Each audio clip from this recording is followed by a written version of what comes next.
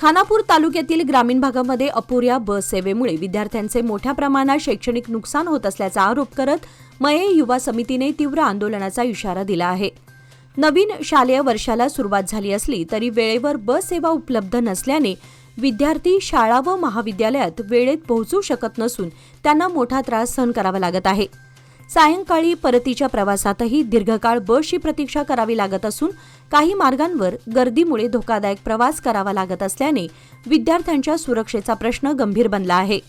गणेबैल इदलहोंड निट्टूर यासह खानापूर बेळगाव, खानापूर लोंढा, खानापूर बिडी, खानापूर जांबोटी, खानापूर गलगुंजी, खानापूर हेम्माडगा, खानापूर कणकुंबी आणि खानापूर हलशी या मार्गांवरील बस सेवा सुधारण्याची मागणी निवेदनाद्वारे करण्यात आली आहे.